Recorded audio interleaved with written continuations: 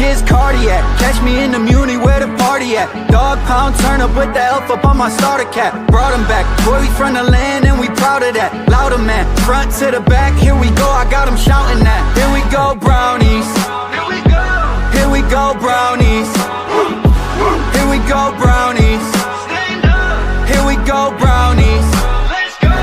Game on the line, Joe Thomas, I promise. Jim Brown running through opponents, how I got this. I return like Josh Cripps. Hand for the mini, got the dog pound jumping. Here we go, Brownies. Here we go. Here we go, Brownies. Here we go, Brownies. Stand up. Here we go, Brownies. Let's go. Cleveland! This is for you! This is for you! SOS, I could use a hero right about now. My faith in love is upside down. H-E-R-O, where do we all go? SOS, I could use a hero right about now. Mr. Hero's turning 60. We're proud to have served your favorite cravings for 60 years in celebrating what we do best. Thanks, Ohio. I crave a hero. Well, everybody, thanks for joining the Here We Go Brownies podcast today on a special pregame edition of the Las Vegas Cleveland Browns game that'll be kicking off here in just about an hour and a half from Allegiant Stadium in Las Vegas, Nevada. We were talking before this show. This game has got all the hype, all the sizzle, all the things that you want a football game to be, and it's been a crazy week. Larry, I know this city has been on fire since he went into the game in the second half last Sunday. We'll start with you. Nope, he says not start with him. But Danny, we'll go to you. You're in LA, but you feel it, you know it. Like you said, we were talking about this before. Your friends are like, hey, I'm going to tune in because it's Shedeur Sanders. What is that? He is transcended across not just the Cleveland Browns, but other fan bases. Yeah, it's crazy. All my friends, and yesterday also I was wearing my Browns windbreaker. And when I was running errands, coming in and out, people were like, oh, Cleveland Browns, Sanders. It's such a conversation starter wherever I go when I wear my merch too, or even when I'm walking in the street. And yeah, it's really exciting that kind of not just us, that everyone, it feels like, who's a fan of football is going to tune into this game and have it be kind of this big moment this year. Yeah, Larry, obviously you live here, you see it. He's Larry, can you chat, Larry? Are you chatting? Oh, yeah. No, I'm good. Listen, this is the 42nd time this has happened. And that's insane that it's sad as much as it's insane that 42nd times this has happened since 99, and we're hoping for the best. And honestly, that he literally could break a record, because no quarterback in those 42 times have ever won the first game that they played. And today he could actually do it. And frankly, in the last 42 times, we felt the same way. And we will forever, as Browns fans, feel the way we're feeling right now. But it's a buzz. It's definitely a buzz right now. Yeah, I was just thinking about this. Danny, in your entire lifetime, there have been 42 quarterbacks for the Cleveland Browns. That's crazy, right? My favorite thing that people do is they have a quarterback jersey and they cross the last name, add another, and it literally just goes to the floor. Yeah. That people are doing now. But yeah, my whole life has just been well, maybe the next one. Well, maybe the next one. Well, maybe the next one. So, 42 is a crazy number, though. Well, and here's the crazy thing. We're not superstitious at all, because we are superstitious. This is the 12th game. This is week 12 of the NFL. He wears number 12. If you take 12 times 12 is 144. He was the 144th pick in the NFL draft. Ooh, that's crazy. Right. That is crazy. So if you're a numbers person, you're kind of sitting here going, okay, this is crazy. But here's the truth, though. This game, I think, has the potential I mean, kind of to Ken Carmen's hype, hysteria, getting people excited for it that he did on the radio Friday morning. This specific game, I'm just going to put it out there. I'm tired of looking for a quarterback, and what I mean by that is there are lots of people out there that are already like, okay, mock draft for the Cleveland Browns. Hey, we're going to take this quarterback or that quarterback, or we're going to move up, or we're going to do this or that. What happens if he's right here on our roster and maybe he just needed that time to develop and grow as a quarterback and watch film and all that? Everything I'm hearing, he's had his iPad under his arm all week. He's been going from room to room. He's went into extra meetings with Coach Stefanski. I think he knows this is like his final test, right? Like, you've been here for 9 months. This is the final exam. You've had a week with, all the questions, that being the players, right? The first teamers. How are you going to do on the test? So I think he's taken this very seriously, but also he's got a calmness to us. And I don't know if you've seen that in his own interviews. He's got a very calmness to him. He just kind of rolls with the punches. He smiles, he laughs a little bit because that's just his personality. So I think this moment's not going to be too big for him. And I haven't heard, but I'm assuming his father will be in the stands today. Sure, right. Colorado and watch his son's first NFL game. But Larry, I feel like he's got a lot of pressure. We'll go to you, Larry, and then we'll go to Danny. There's a lot of pressure on him to perform, almost like if you don't perform well, the quarterback position goes back to Dylan Gabriel. What's your thoughts on this, Larry? Yeah, I was thinking about that yesterday. The amount of pressure that's on him for any of us, if we were in his position, it's really heavy. The question is whether or not he is talented enough to put that aside and play the game. I'm going to tell you honestly, out of the 42 times this has happened, this kid has the opportunity to go right over top of his father's history. I mean, they'll be naming babies after this kid in Cleveland if he actually turned around and did something, So yeah, when it comes down to it, the amount of pressure is huge, but somebody who actually could take us to that next step has to be someone that could absorb that pressure. I mean, it's like Cleveland, with all 42 of those guys, could not possibly get past it. We're a very passionate fan base, but we're also very short. So, I mean, it doesn't take very long before a guy who we thought was the god 5 games ago is now getting booed off the field. And that's a testament of how frustrated we are as a fan base. So, I mean, all that is added to the pressure. You literally have to be so good or so focused on staying away from this idea of the pressure that you transcend all of that. And if he could do that, then he's the man. Yeah, I was going to, and then I'll let Danny go. You bring up a good point. The pressure on him to do well. And I don't know if I mentioned this to you, Danny, but I thought this was so interesting. We were in the Cardiac Club, and I think we might have mentioned this on the Wednesday show. But the fact that people started cheering and running out of the club just so they could get out there to their seats to see the game, I've never seen anything like that in my life with any player that was making any kind of NFL debut. What do you think of the pressure of this week has been going into this game? I think similar to what I said on Wednesday, it's kind of something he's just been waiting his whole life to do. It's been his whole life. And I think probably how Sanders is feeling is just like, it's about time I'm like front and center. I really if he is so nervous, like wetting his pants, like shaking in his boots, I'm going to call him one of the best actors to ever live. Because he doesn't come off that way, right? No, not at all. But I just have this belief with him, especially with his father, and just like knowing how much you have to dedicate your life to football to make it big, that he's just like, okay, great, this is finally my time. Like, I think he just has a really good and cool confidence to him that he's like, this is what I'm made to do. This is why I was put on this earth. Now it's my time to finally stop getting screwed over by this franchise that picked me up and prove a point. Yeah, I mean, to your point, his fan base. I mean, it kind of blows my mind that here's a guy that hasn't started a game. He got thrust in because of a concussion, Hmm.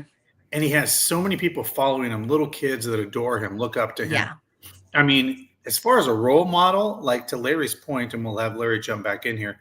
Here's a guy that came into Cleveland, went and helped all the little kids in the community, did all the right things, said all the right things to be a part of this community from day one, came here early, started to try to inept him, get himself acclimated with this city. And I think that goes a long way with Cleveland people, right? Absolutely. We're salt of the earth. We're gritty. We're come from behind. We always feel like there's one against us. And I think he kind of feels that way in a lot of ways that, he's got one hand behind his back. He's picked in the 5th round. He's not getting first team reps. And the world's kind of against him. So he's kind of like one of us, right? Like we cheer for guys like that, right? We cheer for Yes. guys that are 5th round picks that get propelled and, possibly win us games, and we stop looking for quarterbacks for a few years. I mean, that would be crazy, right? And by the way, I've always said this, I believe this. The Browns will find their quarterback by dumb luck, not overthinking it, not sitting there trying to overanalyze it. They're going to be like, well, we could take Shador. He's sitting there, not having an expectation that he can take you to a Super Bowl or playoffs. And then all of a sudden, if he's that guy, you're like, holy crap, we figured it out. And we weren't trying to figure it out, but we did anyway. So I'll let Larry jump in here with those kind of expectations that set on his shoulders. Yeah. I mean, look, he's done everything right coming in. I'm not too keen on the watch thing, frankly, because but whatever. My thing is he's done everything right. He came in the way you're saying. He's made a lot of good moves. He's kept his mouth shut, even though all the controversy's been there, which is huge. The fact that he's been able to keep his composure. But for us, the proof is in the pudding. It's today. It's not about over what he's done and how he's done. He's set himself up for a really, really good opportunity. If he was a total idiot for the last 6 months, then this would be a meaningless thing because all of us would be pissed at him anyway. But he set himself up. We all love him. We want to see him do good. And I totally agree with you, Dustin. The only way the Browns, or the most poetic way that the Browns get their quarterback is totally by accident. 5th round guy. Nobody expected him to be good. Matter of fact, I've been saying all along for the last 6 months that when the media says he's no good, they're buying into our mojo. I mean, it's perfect. Yeah. Keep telling us that we suck because that's what we need to actually win. Now, is that the truth? Not really when it comes to all the NFL and all the other teams. They like to see the winner right off the bat and a guarantee. For us, we're never going to have that. We're never going to be the team that everyone says they're the Kansas City Chiefs. Maybe after a 10-year run. But what I'm saying is right now, at this moment, what we need is the 5th round draft guy that comes in that everybody says is not going to be good to ball out, win the game, and gosh, I'll name a dog after him. I'm not going to have any more kids, but I'll name a dog after him if that works. There we go. You can't get one of your daughters to name their next child after him? Just kidding. Hey, quick shout out to some of our sponsors while we're here. Let's give a quick shout out to some of our sponsors. So hang on one second. We'll do that here. How about Stadium Mustard? If you don't have it in your kitchen, you're doing it wrong. The iconic Stadium Mustard. You can get it at your local grocery store or anywhere in Northeast Ohio, or go to stadiummustard.com. Hey, you want some football, baseball, basketball themed apparel from Ohio? Go to WeBleedOhio.com. That's right, WeBleedOhio.com. Check them out. They also have the Here We Go Brownies merch, so if you want to pick up some of that, absolutely do that. And our friends over at, that's right, Lake Erie Distillery. They have the #1 dill pickle vodka in Ohio, the Burning River cinnamon whiskey, all organic, all naturally made, and amazing. By the way, another quick shout out to our friends over at Primetime Sports. That's right, join us this Tuesday at Primetime Sports from 5:30 to 7:30. Denzel Ward will be there signing, doing some meet and greets. And then from 6:30 to 7:30, Alex Wright from the Browns will be there. That's at Primetime Sports in Canton, Ohio. They're going to be down there at the Belden Village, so go check them out. I want to talk just a little bit about the national media today, because I always think when you talk about the Cleveland Browns, there's two media types. There are the local media that live, eat, breathe Cleveland. They're at training camp. They're there, the beat reporters, and then there's the national narrative.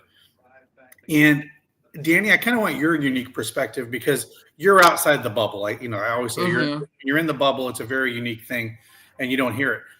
I watch a lot of sports commentary in general, but the Stephen A. Smiths, the Nick Wrights of the world, they kind of feel like this is kind of all or nothing for Shedeur Sanders with this debut with the Raiders. So I'm just curious about your perspective, what you see from the national media and what you take of that, because as soon as Coach Stefanski named him the starter and said Dylan was still in protocol, like that kind of amped up the national media, and they just kind of ran with it all week, and that's all they've been talking about. Yeah. Well, like I said on Wednesday, I'm like, this is probably one of the most exciting things to happen in the regular season, not only as the Browns franchise, but like within the whole league. And everyone loves an underdog story. Like, you have to hype it up, because if it's a success, it's a Tom Brady story. It's potentially like this great new, wonderful thing that's happened in the miserable city of Cleveland when it comes to football. Right. So I definitely think it's this like everyone is just building on this anticipation of like what's going to happen. Right. And it's kind of the chess piece that could change the game for us, of the team that has always been pitied in a way, right? Mm-hmm. And it's something that really, really could be something. I mean, the last we saw it was with Baker Mayfield, when like we got into those years where things were starting to click and we were like going into the playoffs. This is kind of something that feels similar to that, where it's like, okay, maybe actually now we may have something. And I think there's engagement from national news outside of just like Sanders and his story and like the legacy of the name. Yeah. But I think everyone's just excited to see if something in the league could change, because we've been this way forever. And the league to me right now also is like kind of boring this season. Mm-hmm. There's not really a grasp on things. Okay, like the Bills are great. That's not new. This team's great. But like there's been nothing really this year that really rattles the script of what's happening in the league. Where I feel like this is the moment that could potentially other than the Chiefs being mediocre. I was like, if the Browns actually had a quarterback this year. The Bears. Oh yeah, the Bears. I guess the Bears are probably a surprise story. Yeah, but so I think this is the thing that could really shake up the league this year and for years to come, if it is a positive outcome. Yeah. Can I say something about the national media? Yes. Listen, let me tell you something. The national media, what pisses me off about them is that we are just the afterthought story. We've always been that way. It's just like Vegas. They're always looking at the stats and saying, well, the Browns are not going to be any good. With all these guys early in the year, we're going to be 2 and whatever. And we always are. And the news media just has their script that they write at the bottom of their computer before they start reading it. And they don't give a crap about the Browns. They don't care about us. So they'll give us a moment of this is like our moment of excitement for the Cleveland Browns that they get to use for their show.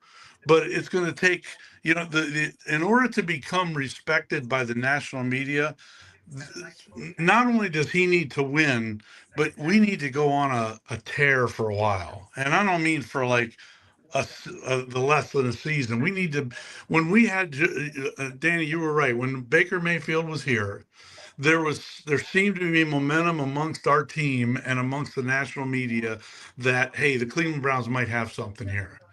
And that's what it took. And it was like 3 years. So, yeah, I mean, at the end of the day, I hate the national media because they just write whatever's on that piece of paper, and they could care less about us. And it's us against the world. That's the only way we're gonna be able to do it.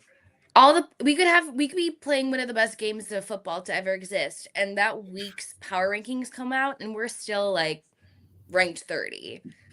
We're never given flowers for anything. Right. So let me ask you this. There was a lot made of this week. So post-game conference, Shedeur said he played terrible. I mean, he was very open, transparent. And then as the week started out, and I'd like both of your guys is not that it's a conspiracy theory, but there's something to this. It doesn't seem right. The fact that those linemen didn't even know Shedeur Sanders' cadence, which is shocking to think. And the fact that when Joe Flacco was the quarterback, even Dylan Gabriel was getting some snaps with the first team and getting some first team reps. And once that switch was made 5 weeks ago, he still wasn't getting those first team reps, which I think is kind of crazy that he's not getting a handful of snaps when folks like Dylan were getting them under Flacco. So I'll start with you, Larry. I just think that's kind of crazy. Why is someone like that, like why that would be happening? And Yeah. I mean, it doesn't make sense to me. Well, here's the way I look at it. I think Coach Stefanski has been underwater and has been trying, everything he can to try and spark something in that offense. And to go ahead and start saying, well, we're going to prepare the second guy because we don't know if the first guy is going to be good enough. Well, the first guy is not good enough. So he really doesn't have the time to be able to be trying to start a second group of guys or quarterbacks that might be good if they need to come in. I'm not saying that it shouldn't be done. I mean, any good team would always have a good backup plan, but we don't have a first good plan. So, I mean, I can't hold it against Stefanski for not being able to give the second guy, however you just described it, to give him some reps. What I will say, though, about today, and as far as the game plan is concerned, if he's a good coach and he's supposed to be a guru in the offense like everyone says he is, he should be able to go back to the Colorado playbook, look at some of the plays that Shedeur Sanders was really good at, and go ahead and put those into his offense right now so that he makes him comfortable and he can play the offense. If on the other hand, our coaching staff is rigid to a point where this is our offense, this is the way we play it, you need to play within this offense, and that's it, period, then that's not good coaching. So to me, it's like, I understand that he plays, sometimes his game is like a backyard brawl, backyard football. And that probably isn't the way NFL teams like to see it. But if that's what you got, coach, play with that scenario. Take a few of those plays that you should be able to figure out a way to make a guy that was talented in college be talented in the NFL, because he does have talent. He's not a bum. He's a good player. Right. Danny? Well, yeah, like I said, like it's just baffling to me of just like, you should know, especially in such a physical sport like football, and from history of the game, things are going to happen that are really weird, where your first QB is out, your second, your third, then you're left with like kind of scraps to like to go in and play the game. So it's crazy that he's never once practiced anything where the guys didn't even know his cadence. But what's crazy to me, and I was saying this before the season even started, my father and I talked about how we both had an inkling Flacco would be an in-season trade. We were like, there's something going on where we both were like, they're going to trade him mid-season. They're going to blow off this season just so they can get more trades, more draft picks, whatever it may be. And then it happened. But then it's even more crazy that then, knowing what they were going to do all along, why they didn't at least have Sanders be somewhat prepared. Right. But that just backs up my point of being like, they were having Gabriel practice because they knew at some point he would be put in. Right. Yeah, so it is weird. I guess my point was, once you had traded him, to your point, during that, to the Bengals, they didn't start giving him at least a handful of first team, like 5 or 10 plays or whatever that may be. So God forbid if Dylan Gabriel gets hurt, he's ready to go and at least has some inkling to what's running. And I mean, for Shedeur Sanders going, yeah, that's the first time I threw to Jerry Jeudy was in that football game. God, that's crazy. I mean, that is just kind of shocking to me to have somebody say that, right? Like, yeah. And he wasn't lying. He was like, yeah, that's the first time he goes, I don't know these guys as, their rhythm and their timing, like who's good at this and who's bad at this until I've actually been able to play with them. So I do feel like he's one of those that's got a high IQ that can pick up quickly and be like, okay, here's your timing. Okay, if you do this go route, you're going to be here. If I turn around, boom, you'll be there. I just think he just hasn't had the time to play with these guys. Now, the biggest thing is, my worry is, I think Shedeur really needs to ball out today to really make the owner and some of the upper people in this organization say, sorry, we're not going back to Dylan Gabriel. Look, clearly he's playing at a better level, because I think there is some internal argument that if he plays okay or mediocre, they might go back to Dylan Gabriel. I think you're going to have a riot in the streets in Cleveland if that happens. But yeah, I just think, I mean, you're not reading the room at that point if you do something like that, right? Because again, he's only had a weekend and a half of a game, which, by the way, he didn't know he was going in that game. He probably had no idea that he was even looked at it going in that game, because he didn't get any first team reps or anything like that. So let's give a couple quick other shout outs to our sponsors. Crystal John Tony with the EXP Group Realty here in Cleveland. Give her a call at 216-215-6663. She's the best in the business. She can help you with investment property or any of those wonderful things that you need help with. Quick shout out to our friends over at Lady Caroline. That's right. If you're looking to book a trip, go on their New Year's trip, or do any of the fun things out there on Lady Caroline, you absolutely should do that.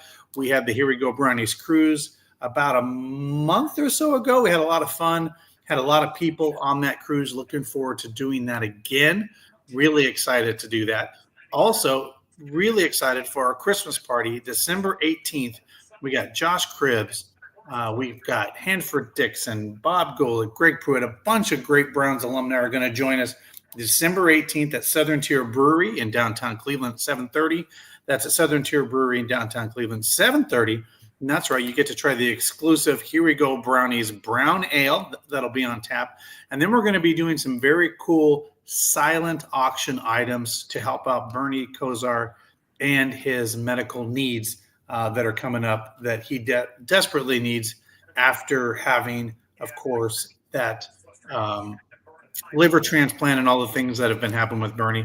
But if anybody got a chance to watch Sunday Countdown today, crazy that Bernie's actually able to do some interviews, talk, but it looks like he's feeling pretty well, doing pretty well after all those things with the transplant here in Cleveland.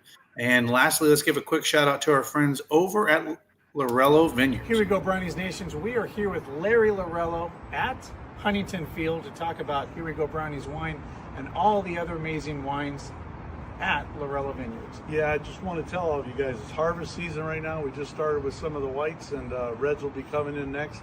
Stop out the winery, all the wineries out in Northeast Ohio, for to check out all the harvest and what we're doing out there. Really good time right now. Here we go, Brownies. Here we go. Here we go. Woof, woof. Woof, woof. All right, guys. So let's, like we were saying, let's just take this off of here. Boom. So, by the way, that just about wraps it up. Let's just go around. I'll start with you, Danny. Keys to a victory and score prediction for the game today. I'm going to still hold strong in saying, I'm going to say it's going to be like a 17, I'll say 17-7 Browns. 10-point, okay. And key to success, like I said last time, throw the ball to the guy on your team, catch that ball, run away from people on the other team, and I think we'll have a decent game. Play decent offense, All and right. we will be golden. 17-7, and make sure you throw it to the right person and get in the end zone. All right, Larry, Yep. game prediction, score, and keys to a victory. So I'm 31-13. Woo, blowout. Browns. One defensive pick six. So defense is going to ball out along with the offense. Offense going to be Shador's going to play a big game, and Keto it's going to be just controlling the ball, but getting the ball downfield. This whole year we have not gotten the ball downfield at all, and when we did, we were all shocked. But getting the ball downfield and keeping him protected during the offense, because they're going to be coming after him with their ears peeled back. They did it last week, and every rookie quarterback always gets a blitz on him. So if we can control that blitz and he can handle that blitz, it's going to be a beautiful game. All right, so I'm changing my prediction from Wednesday. So, Larry, I'm going to double down on that. Ooh. I'm going to go 34. I'm going big score, 34-17 Browns. And the reason I'm going 34-17, I'm going to go a pick six and a strip sack fumble into the end zone for the Browns to win. Wow. We're going with 2 defensive touchdowns, 34-17. And then Shador just does the rest. He has some short field. He looks great. 34-17. Actually, yeah, 34-17 is my final. Big score. Biggest score of the season so far. All right. Did we lose Larry? I think Larry froze. Larry looks a little frozen. He does, I fear. Larry looks frozen. All right. Well, on that note, unless Larry unfreezes, we're going to finish the episode. Everybody have fun. We're an hour away from kickoff. Enjoy the game. This is going to be a big one. Let's wish for all the great things from this Cleveland Browns team. Go Browns. Go Browns. Yeah.